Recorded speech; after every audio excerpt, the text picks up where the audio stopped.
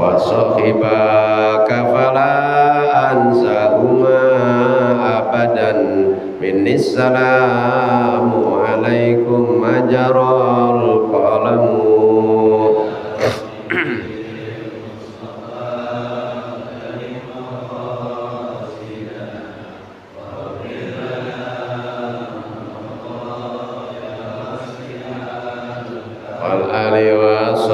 Thumma tabi'ina lahum ahlu tuqa wan naqa wal hilmi al karami.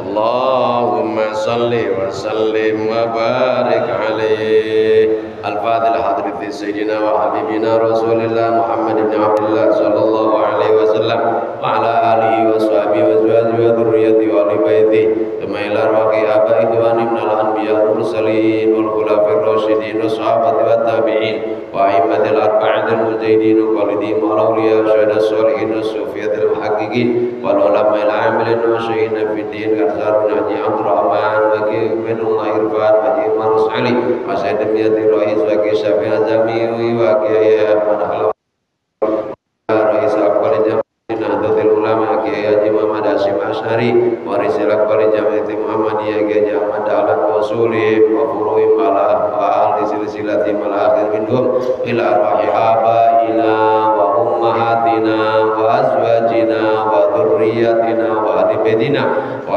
afatil muslimin wal muslimat wal mu'minina min akhir lillahi lahumul fatihah. A'udzu billahi minasyaitonir rajim. Bismillahirrahmanirrahim. Alhamdulillahirabbil alamin arrahmanir rahim maliki yaumiddin iyyaka na'budu wa iyyaka nasta'in ihdinas siratal mustaqim siratal ladzina an'amta 'alaihim ghairil maghdubi 'alaihim waladdallin. Amin. Bismillahirrahmanirrahim. Alhamdulillahirabbil alamin. Wassalatu wassalamu ala asyrafil mursalin habibi rabbil alamin sayyidina wa maulana Muhammadin wa ala alihi wa sahbihi ajmain amma ba'd. Fa inna asdaqal hadis kitabullah ta'ala wa khairal hadi hadi Muhammadin sallallahu alaihi wasallam wa syarrul umur muhdatsatuha wa kullu muhdatsatin bid'ah wa kullu bid'atin dhalalah wa kullu dhalalatin finnar. Al-babul qala muallif rahimahullah ta'ala wa adaman nafabihi wa bi ulumihi wa bi fid darini amin. Al-babul tsalis fi sakaratil maut wa shiddatihi wa ma yustahabbu minal ahwal indah. Bab ketiga menerangkan tentang sakaratul maut, sakitnya sakaratul maut dan apa yang ahwal yang disukai ketika maut, ketika meninggal.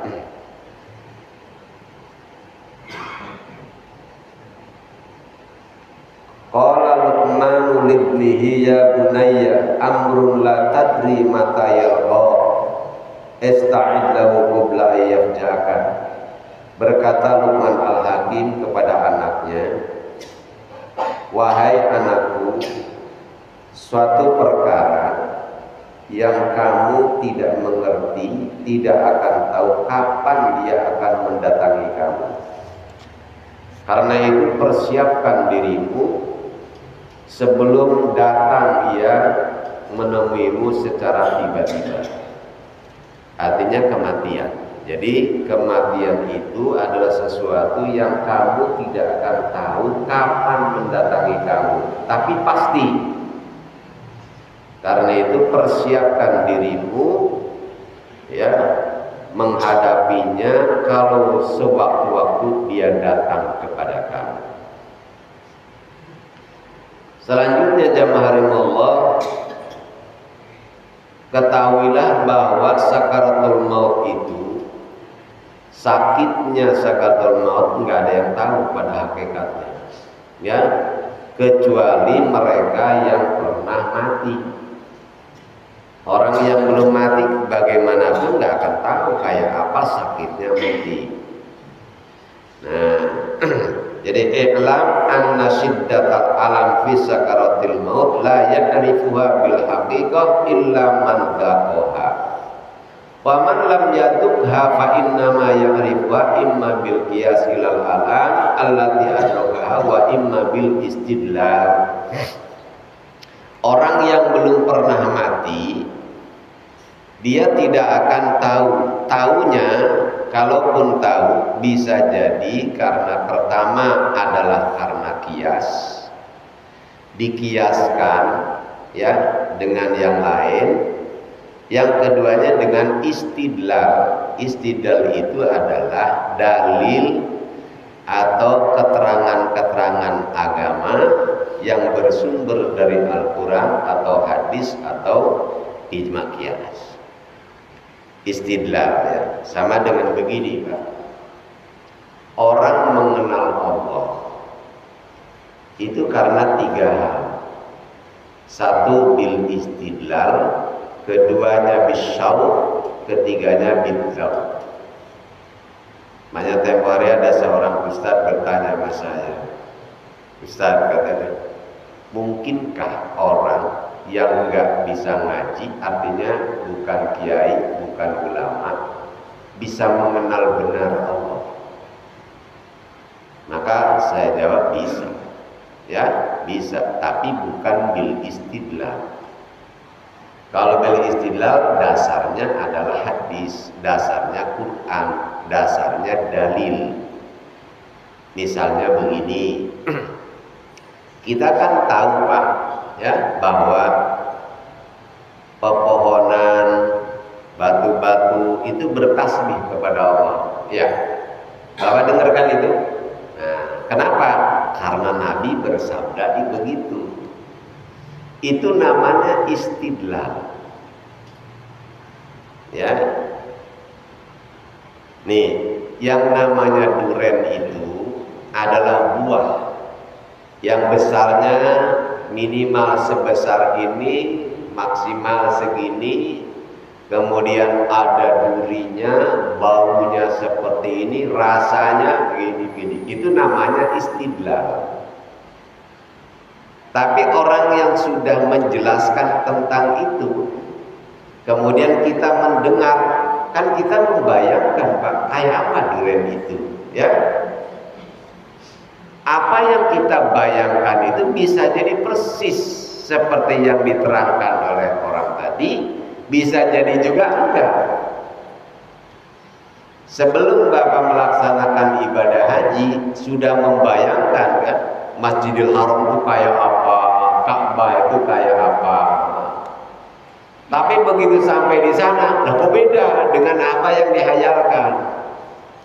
Karena waktu di sini ketika praktek itu di Pondok Gede melihat Ka'bah-Ka'bahan di Pondok Gede, sehingga dalam bayangan Bapak Ka'bah itu kayak begitu. Nah, tapi bisa jadi juga persis. Ini istidlal namanya. Nah, sekarang yang keduanya bil kasfi, dengan cara terbuka, terbukanya hijab. Ya. Jadi orang ini nggak tahu dalil, tapi melihat wujudnya duren kayak apa. Apa melihat wujudnya duren harus kiai Pak? Ya, enggak. Itu tuh ya, melihat sendiri wujudnya duren. Kalau tadi pohon-pohonan bertasbih, dia melihat, mendengar sendiri bagaimana tasbihnya itu pepohonan. Nah ini namanya bil kasfi, kasaf. Biasa orang nyebutnya kasaf, ya. Dan orang kalau sudah kasaf begini, dia tahu bahwa ini anugerah yang luar biasa dari Allah, ya. Biasanya nggak mau dia cerita kalau dirinya itu sudah kasaf, nggak mau Pak. Sama dengan orang yang punya karomah, nggak mau dia cerita kalau dirinya ini mempunyai karomah dari Allah. Apalagi umpamanya orang pamer karomah, nggak ada itu ceritanya dari kalangan aulia Pak. Kalau ada orang mengatakan pamer karomah, jelas bohong dia. Nggak mungkin namanya ulama waliullah begitu. Nah ini namanya kasar. Dzauq itu mencicipi, merasakan. Ya, kalau sudah dzauq merasakan pasti kasar. Walaupun nggak punya istidlal, dalil nggak tahu dia, tapi dia merasakan. Ya, kayak apa rasanya durian. Begitulah jemaah Allah. Nah, ini juga sama. Orang bisa merasa tahu rasanya sakitnya mati itu bil istidlal. Karena ada petunjuk dari Nabi begini. Tapi kan kita tidak bisa merasakan kayak apa. Begitu nanti dicabutnya, oh persis banget apa yang disabdakan Nabi, apa yang dikatakan Nabi Ibrahim, apa yang disabdakan oleh Nabi Musa, yang disabdakan oleh Nabi Idris. Nah, karena jadi persis apa yang disampaikan, ini namanya istidlal, Pak. Ya. Wa imma bil qiyas, ada kalanya dengan qiyas. Nah, qiyas itu menyamakan sesuatu dengan sesuatu yang lain yang sudah dialami. Kayak model begini ya. Karena ada persamaan di antara keduanya. Saya buat dulu dalam hukum. Hukumnya whisky, brandy dan lain sebagainya apa? Cari di Quran, di dalam hadis nggak ada. Ya, bener tuh Ustadz ada baca. Enggak ada dalam Al-Quran perintah puasa. Yang ada perintah saum. Kata saya, ya udahlah terserah kamu. Gitu ya. Awas. Jadi tidak ada. Yang ada dari Allah itu adalah larangan minuman khamr, arak. Gitu ya. Ada larangan haramnya brandy whisky itu apa keberatan haram? Oh tidak, dikiaskan. Disamakan antara whisky ini dengan arak. Kenapa disamakan? Karena ada persamaan, titik persamaannya yaitu sama-sama memabukkan. Ini namanya mengkiaskan whisky kepada apa namanya khamr. Itu namanya kias begitu, Pak. Kalau kita cari di dalam Al-Quran hukumnya mukulin orang tua yang nggak ada, Pak. Ya, hukum mukuli orang tua nggak ada. Apa berarti boleh begitu? Ya, yang ada larangan hus, ngomong begitu.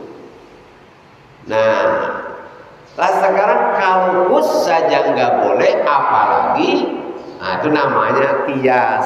Makanya nanti kias itu minal adna, minal a'la, minal a'la, minal adna dan seterusnya, Pak. Kita nggak bicara usul fikih ya ini. Nah, jadi kembali ke sini dikiaskan. Maka Nabi Muhammad SAW itu ketika ditanya bagaimana rasanya orang dicabut nyawa, maka beliau SAW seperti diriwayatkan dari Al Hasan, anna Rasulullah SAW dzakarul maut babus syaitan. Ya. Menyebutkan tentang kematian dan juga wa alamuhu dan sakitnya. Wa qala Rasulullah SAW huwa qadru salasimi'ati durbatan bisayf. Jadi rasa sakitnya dicabut nyawa, kata Nabi, seperti orang yang ditebas pedang. Kayak apa kalau tangan kita dibacok gitu, Pak? Sakitnya. Rasa sakit itu dikalikan 300. Gitu ya. 300. Nah kita kan nggak bisa, Pak, membayangkan gitu kayak apa rasanya. Tapi nanti begitu dicabut, wah benar sekali apa yang dikatakan oleh Rasulullah SAW.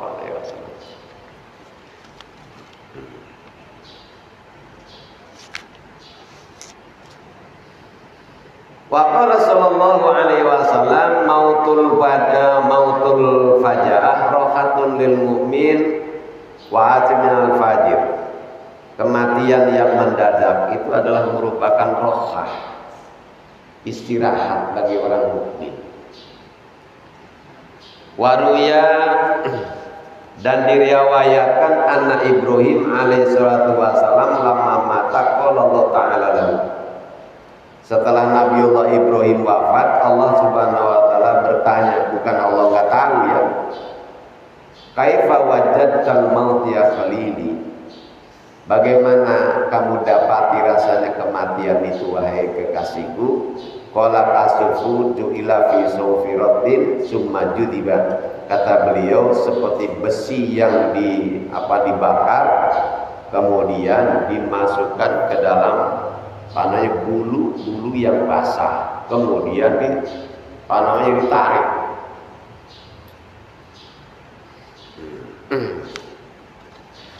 Selanjutnya Nabiullah Idris alaihi wassalam suatu hari didatangi malaikat maut namanya Israil. Lalu ditanya oleh malaikat maut, gimana, kata Nabi Idris, kamu datang ini mau ziarah apa mau berkunjung aja, apa mau nyabut nyawa? Enggak, saya mau berkunjung aja. Lalu kata Nabi itu begini, kalau gitu tolonglah saya minta permohonan ada permohonan kepadamu, tolong cabut nyawa saya, tapi nanti kembalikan lagi. Kata malaikat maut, Idris, saya jangankan mencabut nyawa manusia, nyabut nyawa lalat saja nggak bisa, apalagi nyabut nyawa manusia. Nggak bisa nyabut nyawa lalat saja kalau nggak ada izin dari Allah. Nah sekarang kau minta izin sama Allah. Allah ilhamkan malaikat maut, laksanakan apa yang diinginkan oleh kekasihku, maka dicabut, Pak. Ya sesuai dengan perjanjian, udah dicabut, dikembalikan lagi. Begitu udah dikembalikan lagi itu Nabi Idris itu melongo aja Pak lama. Setelah sadar ditanya, kata malaikat maut, bagaimana rasanya dicabut nyawa? Ya malaikat maut nggak tahu Pak, maka dia cuma nyabut. Ya.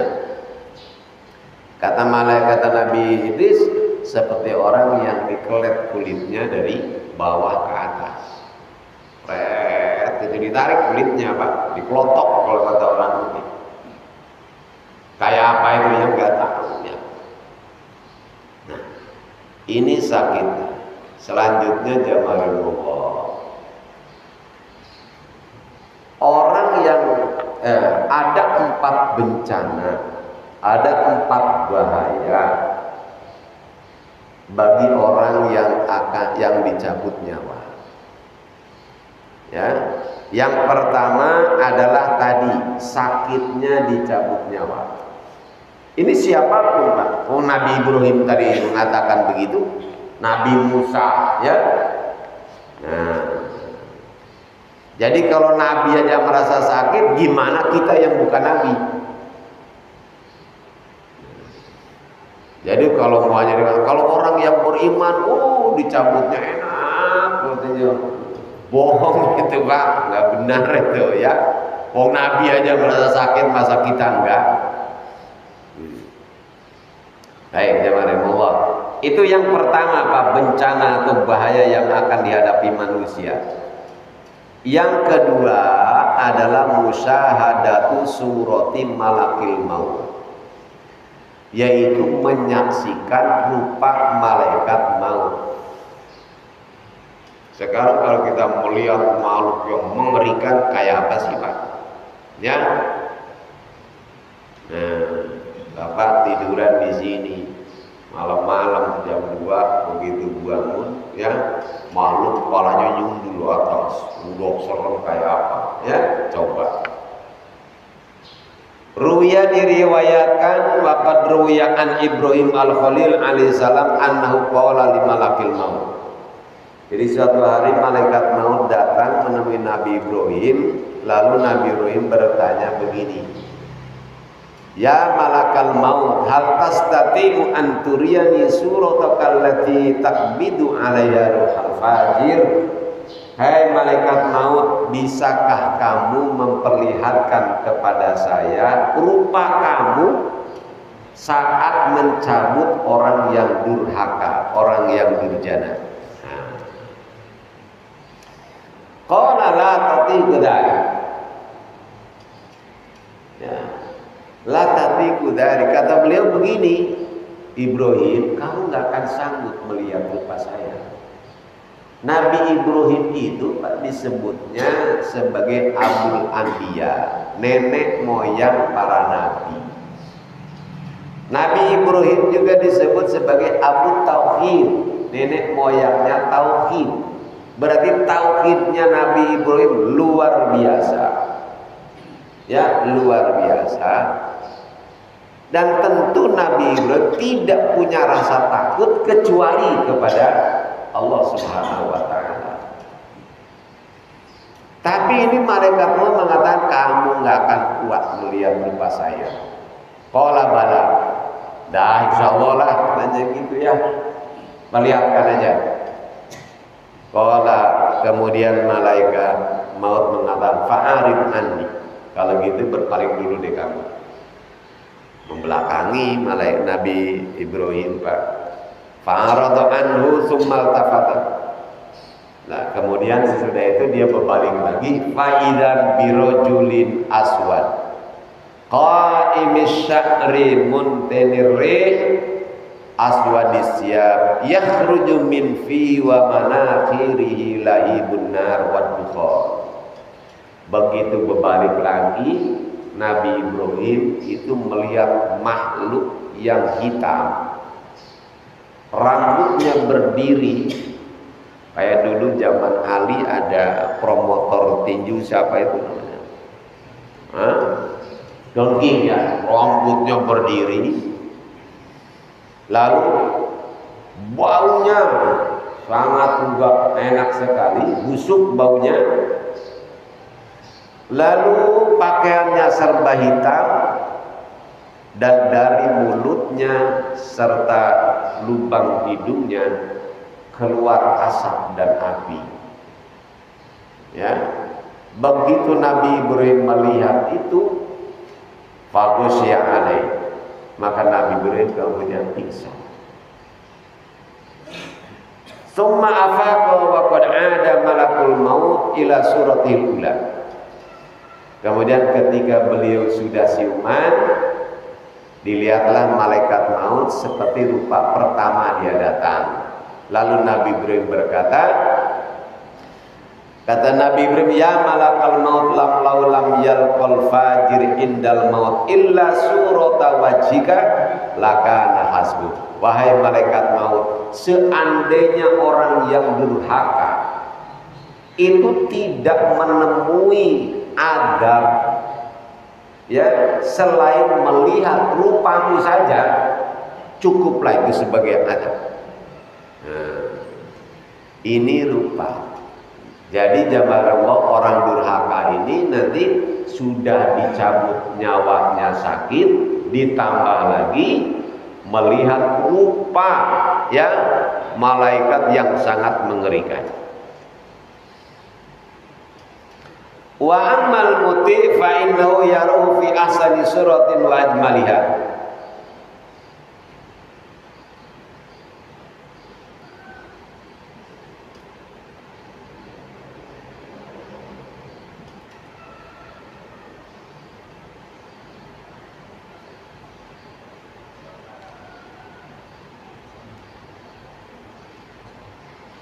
Kemudian apabila malaikat itu mencabut nyawa orang yang taat kepada Allah, ya kayak antum semua ini, insyaallah ya, yang selalu taat kepada Allah Subhanahu wa taala, maka dia akan mewujud manusia yang sangat baik rupanya dan sangat tampan atau cantik. Keindahannya, kecantikannya, Bapak, antum ngelihat perempuan cantiknya luar biasa, sampean senang banget, ya, itu sampai mata nggak berkedip-kedip, lalat neplok di bulu mata nggak kedip. Kenapa? Nggak berasa.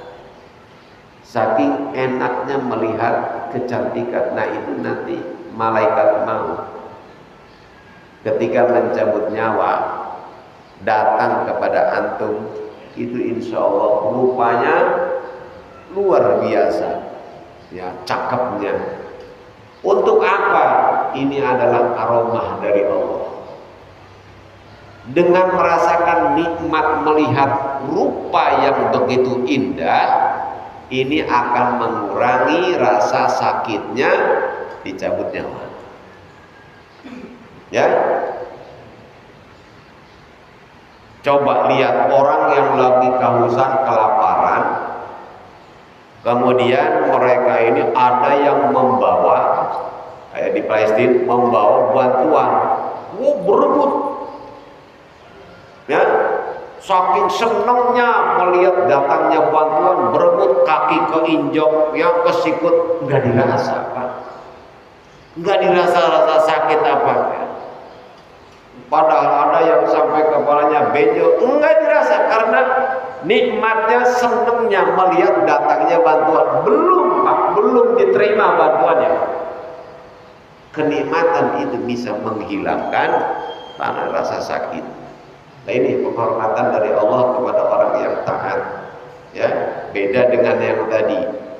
Jadi sakitnya tetap, tapi dikurangi oleh rasa bahagia, rasa senang karena melihat rupa malaikat. Nah, ini yang kedua.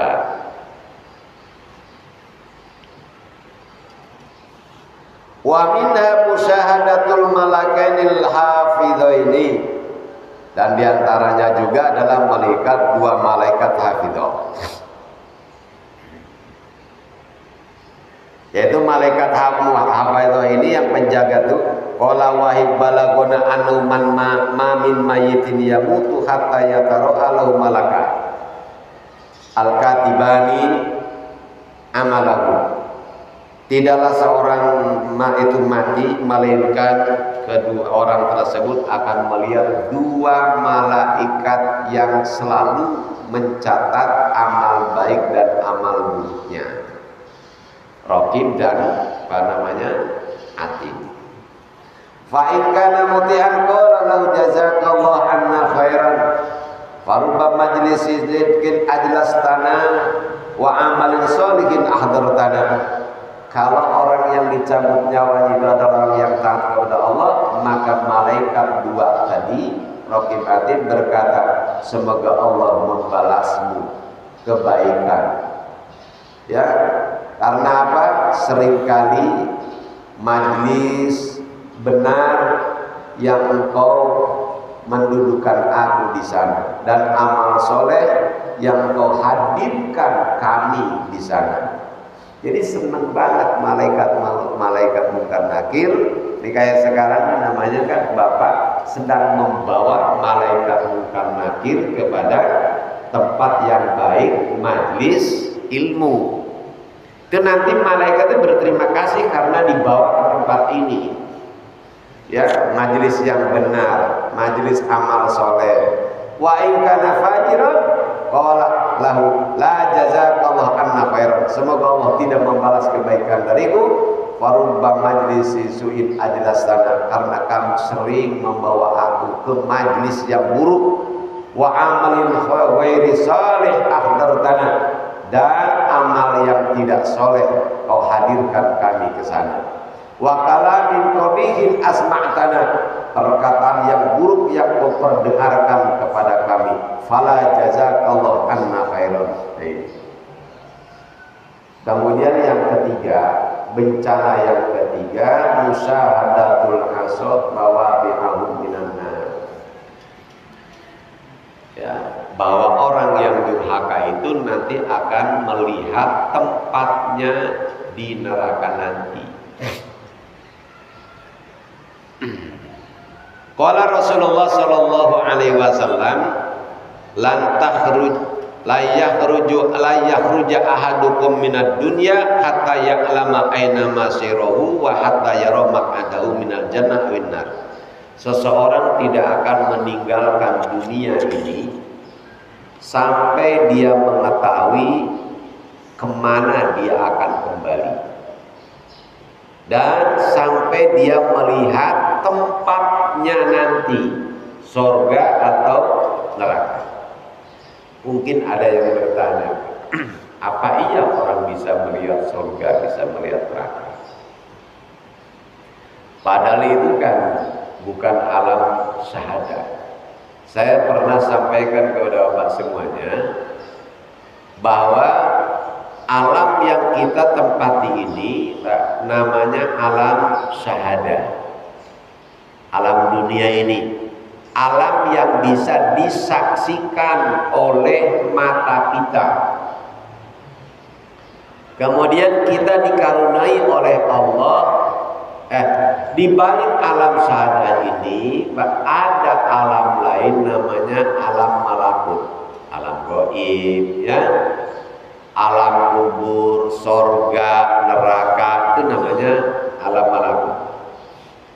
Nah, kita ini oleh Allah dikaruniai dua penglihatan, dua mata. Satu mata dohir, ini namanya basor, ya, penglihatan. Kedua mata hati namanya basiroh.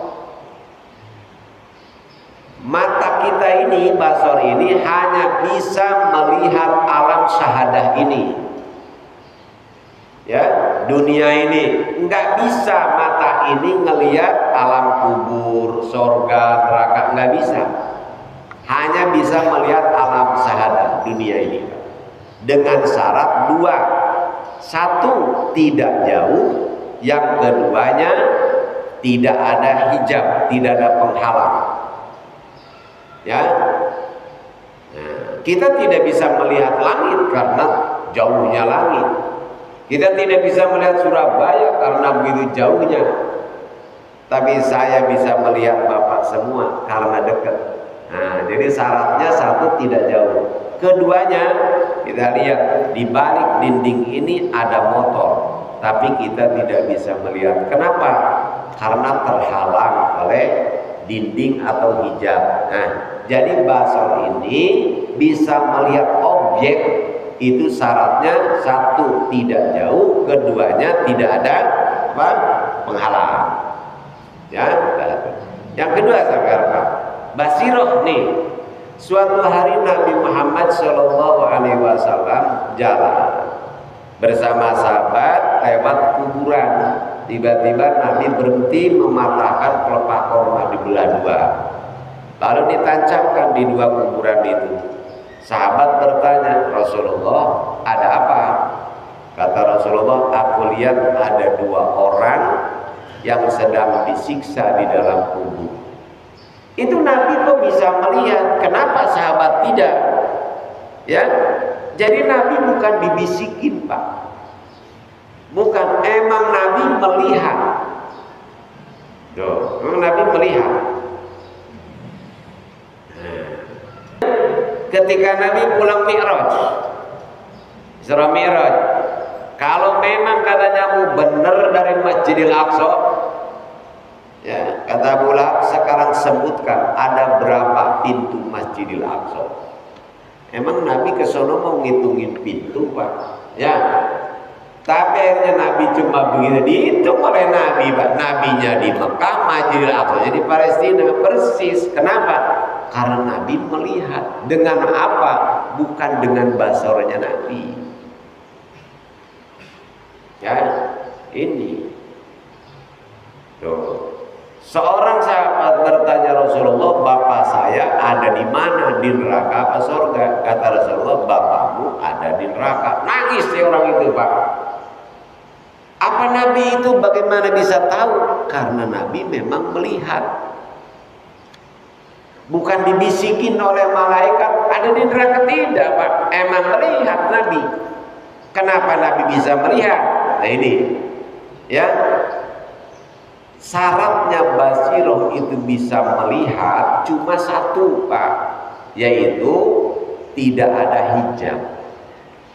Kalau jarak nggak ada pengaruhnya. Ya, buat basiroh itu jarak dekat dengan jauh sama saja. Nah, sekarang saya mau gambarkan. Ketika saya menyebutkan Masjidil Istiqlal, langsung kan dalam hayalan Bapak tergambar itu Masjid Istiqlal kayak apa kan? Masuk tuh gambaran atau bayangan Masjid Istiqlal ke dalam hayalan kita. Begitu juga ketika saya menyebutkan Masjidil Haram, bagi Bapak yang sudah melihat Masjidil Haram langsung terbayang ya masuknya gambar apa namanya Masjidil Haram dengan Masjid Istiqlal ke dalam hayalan kita, kecepatannya sama. Padahal kan jarak keduanya ini berbeda. Dari sini ke Masjid Istiqlal kurang lebih 25 kilo barangkali ya. Sedangkan ke Mekah itu Pak, Jakarta Mekah 8.008 km. Tapi masuknya kecepatannya sama. Enggak, kalau saya nyebut Istiqlal langsung ada dalam bayangan kita, tapi kalau saya nyebut Masjidil Haram setengah jam baru masuk ke dalam. Kan enggak begitu Pak, kecepatannya sama. Kenapa? Karena buat basiro tidak ada jarak. Jadi kalau buat dan di basiro ini yang menciptakan Allah. Kalau buat makhluknya saja enggak ada jarak, apalagi buat yang menciptakan itu. Jangan heran, malaikat Jibril lagi di langit ketujuh, ya. Tiba-tiba ada perintah untuk bertemu Nabi Muhammad, nggak pakai hitungan menit-menit lagi, baru langsung datang. Kenapa? Buat malaikat Jibril nggak ada jarak jauh, jarak dekat. Itu malaikat yang diciptakan, apalagi buat yang menciptakannya tentunya Pak. Buat Allah tidak ada jauh, tidak ada dekat, tidak ada sulit, tidak ada mudah, ya sama saja. Begitulah ini Pak basiro ini.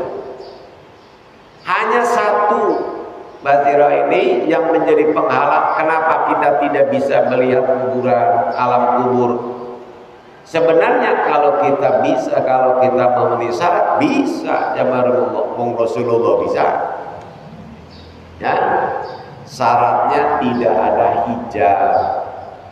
Nah, hijab itu ada 3 Pak. Nih, satu adalah hubud dunia. Satu, karena cinta kepada dunia. Rasulullah SAW mengatakan, kalau kamu temui orang yang mati, maka pejamkan matanya sambil membaca Bismillah wa ala millati Rasulillah, atau Bismillah wa ala sunnati Rasulillah, begitu. Kenapa? Orang mati kok matanya melek? Karena dia melihat kemana arahnya ruh itu berjalan. Jadi melihat Pak. Bagaimana bisa melihat padahal ruh itu min amri Rabbi? Enggak mungkin orang bisa melihat ruh. Wa yas'alunaka 'anir ruh, mereka bertanya kepadamu Muhammad tentang ruh. Qulir ruh min amri Rabbi wa ma utitu minal ilmi illa qalila. Ya, urusan Allah, jangan nanya itu. Enggak mungkin orang bisa melihat ruh, tapi bagaimana saat itu bisa melihat? Ya. Jamaah rahimakumullah, orang mau dicabut nyawa, orang kaya, ini kasurnya dari dolar semua, duit semua. Ketika dicabut nyawa, inget nggak sama duitnya? Nggak bakal inget Pak. Ya, Orang ketika dicabut enggak bakal ingat sama hartanya, anaknya, sama siapanya, enggak. Ketika terakhir saya melaksanakan umroh, pulang umroh di atas di kapal itu seperti biasa, ada gangguan perjalanan karena cuaca.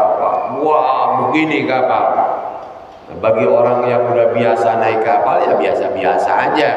Tapi bagi orang yang pertama naik, wah, udah karuan Pak, ketakutan. Dalam ketakutan itu apa kemudian yang keluar dari mulut mereka? Mereka nggak ada yang ingat dengan depositonya, anaknya, istrinya, kebunnya, nggak ada. Yang ada keluar dari mulutnya, Allahu Akbar, la ilaha illallah, astagfirullah, kalimat thayyibah semua Pak. Itunya saat itu artinya keterikatan hati ketika mau bayangan mereka kan celaka mati. Padahal kan belum tentu itu Pak. Udah bayangannya mati, ketika dia membayangkan kematian, hilang keterikatan hati itu kepada dunia. Padahal itu belum dicabut, apalagi saat dicabut. Maka saat orang dicabut nyawa, hilang keterikatannya, kecintaannya ke dunia. Karena hilang kecintaannya kepada dunia, berarti hijab itu sudah terbuka. Begitu hijab terbuka, apa yang tadinya nggak bisa dilihat jadi terlihat, ruh kelihatan jadinya. Alam kubur bisa kelihatan, ya, bahkan surga dan neraka kelihatan. Tergantung orangnya.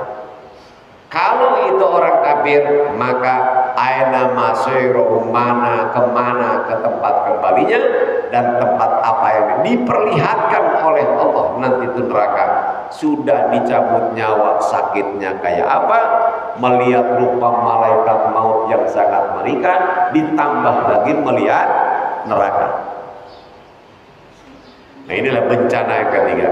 Sementara orang yang taat kepada Allah, sakitnya iya, tetapi dia bahagia, senang melihat rupa malaikat maut yang sangat indah. Yang keduanya diperlihatkan surga. Ya, diperlihatkan. Untuk apa?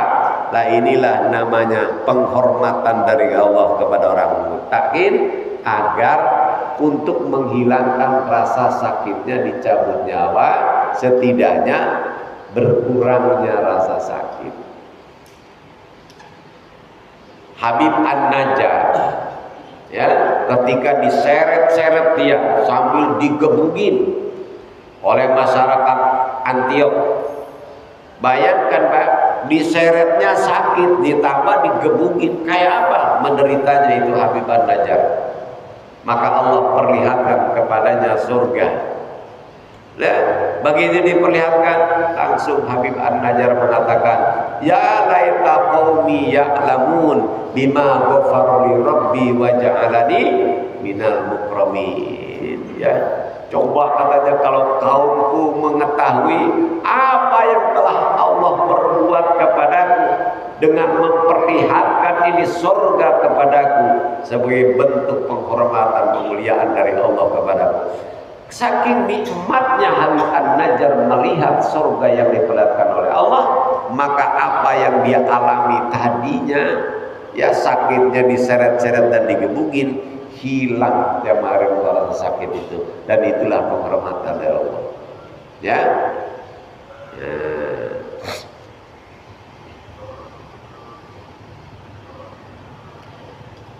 Waruya, dan dirawayatkan fil hadis anin Nabi sallallahu alaihi wasallam, innallaha idza radiya an abdin qala ya malakal maut idza ila fulan fa'tini biruhi liurihahu. Ya, apabila Allah ridho kepada seorang hamba, maka Allah perintahkan pada malaikat maut, pergilah kepada si fulan, ambil ruhnya, aku akan istirahatkan dia, akan aku muliakan dia, aku sudah uji dia, aku dapatkan dia itu menerima ujian dariku. Pergi ke sana. Berangkat malaikat maut Pak, dengan membawa 500 malaikat, yang sama masing-masing malaikat menyampaikan kabar gembira kepada orang itu, yang satu kabar gembira tadi berbeda dengan kabar yang lain. Jadi sebelum dicabut nyawa, Pak, malaikat ini yang 500 nyampein kabar gembira, kamu nanti akan begini. Yang kedua nyampein lagi kabar gembira yang lain lagi. Begitu juga seterusnya, Pak. Coba bayangkan sekarang, senang, gembira, ya.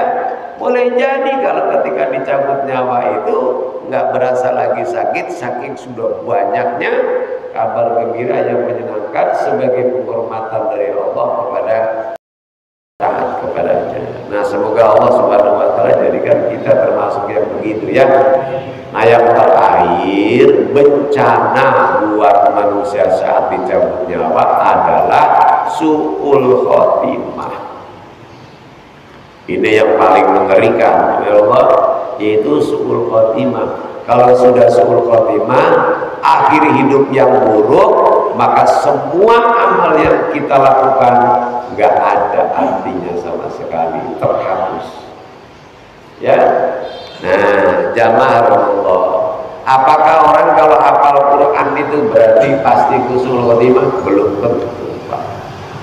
Belum tentu. Ada yang hafal Quran siangnya puasa, malamnya tahajud, ya. Kemudian dia hafal Quran, tapi kata Rasulullah dia adalah calon kayu bakarnya api neraka. Ya. Lalu apakah orang ini akan terbakar? Bagaimana bisa terbakar? Dalam dirinya ada ayat Al-Quran. Enggak mungkin, Pak. Orang kalau di dalam tubuhnya ada ayat Al-Quran, sehebat apapun api neraka, enggak mungkin bisa membakar manusia. Yang di dalam jiwanya ada Al-Fatihah, ada Kulhu, ada ayat Al-Quran ada di tubuh kita. Bagaimana bisa membakar? Wong ini adalah firman Allah, sedangkan neraka itu makhluknya Allah. Mana mungkin makhluk bisa membinasakan firman Allah? Enggak mungkin, Pak. Tapi kenapa itu orang yang hafal Quran biasa masuk neraka? Nah, inilah yang namanya husnul khotimah, Pak. Saat orang mau mati, oleh Allah itu Al-Qurannya dicabut dari orang itu, sehingga tidak ada satupun ayat Al-Quran yang tinggal di dalam jiwanya. Nggak ada, kosong, loh, hilang. Itulah makanya menjadi bahan api neraka.